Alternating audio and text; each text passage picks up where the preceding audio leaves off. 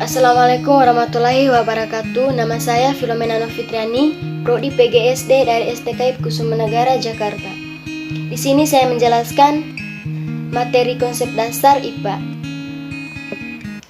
Yang pertama, pengertian materi. Materi adalah material fisik yang menyusun alam, yang bisa diartikan sebagai segala sesuatu yang mempunyai massa dan menempati ruang.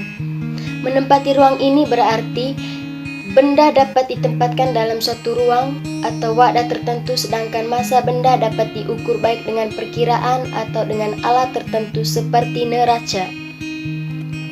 Dua zat tidak dapat menempati ruang yang sama dalam waktu bersamaan. Setiap zat atau materi terdiri dari partikel-partikel atau molekul-molekul yang menyusun zat tersebut. Materi dapat berbentuk gas, cair, dan padat. Contohnya, udara, kapur, dan meja. Kimia mempelajari komposisi, struktur, dan sifat dari materi, serta perubahan kimia yang terjadi pada materi satu ke yang lainnya. Contohnya, kayu terbakar menjadi arang.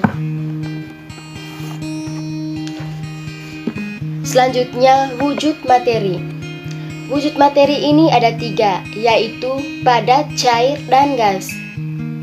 Dikenal 3 macam wujud materi, yakni padat, cair, dan gas.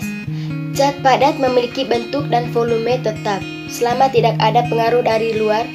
Contoh, bentuk volume sebatang emas tetap dimanapun emas itu berada. Berbeda dengan zat cair, bentuk zat cair berubah-ubah mengikuti bentuk ruang yang ditempatinya.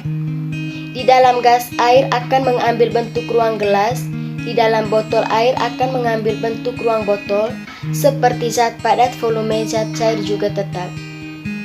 Yang kedua, massa dan berat. Massa suatu benda menyatakan jumlah materi yang ada pada benda tersebut. Massa suatu benda tetap di segala tempat. Massa merupakan sifat dasar materi yang paling. Massa dan berat satu benda yang tidak identik tetapi sering dianggap sama.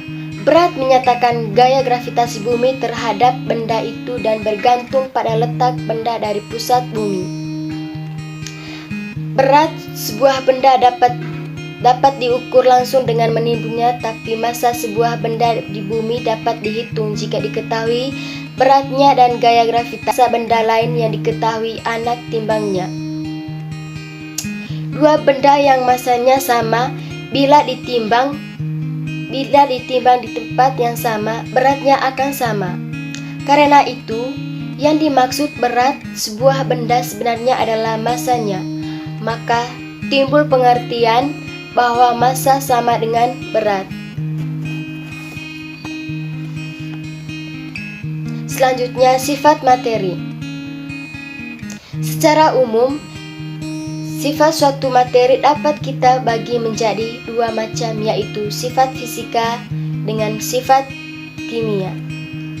Yang pertama, sifat fisika. Dari sebuah materi adalah sifat-sifat yang terkait dengan perubahan fisika, yaitu sebuah sifat yang dapat diamati karena adanya perubahan fisika atau perubahan yang tidak kekal. Sifat fisika berkaitan dengan penampilan atau keadaan keadaan fisik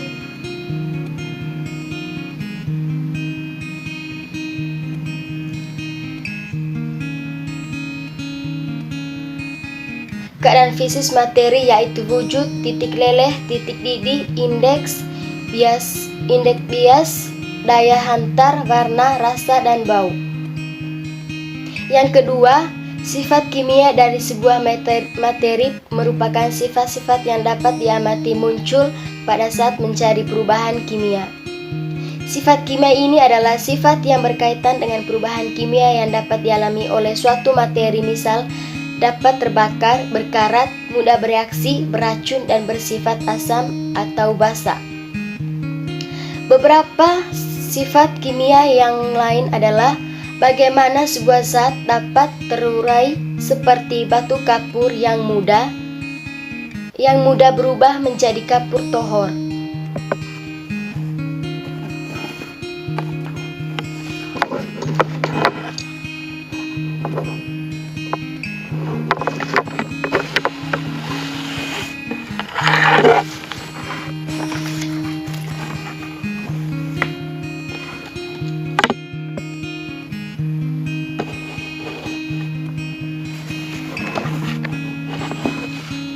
Selanjutnya, perubahan kimia.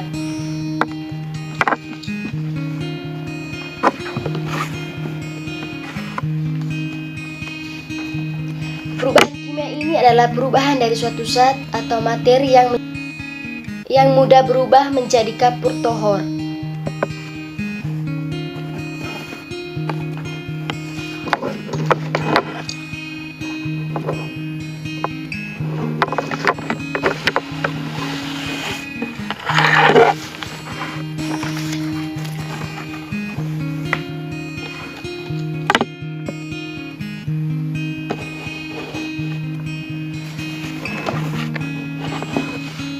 Selanjutnya, perubahan kimia.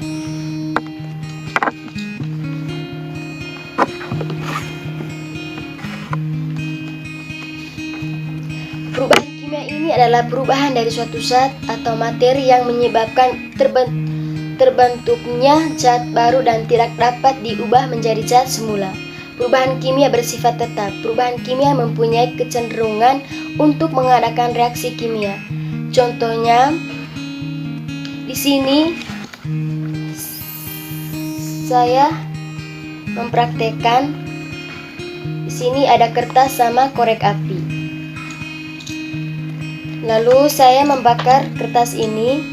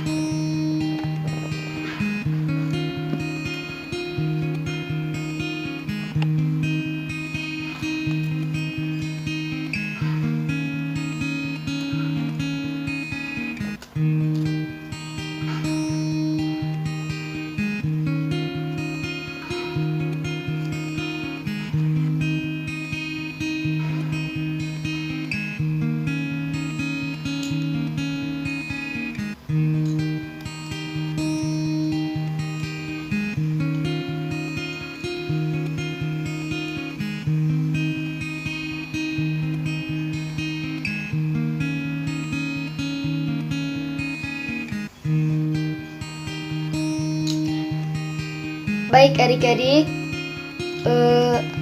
di sini saya sudah membakarkan kertasnya.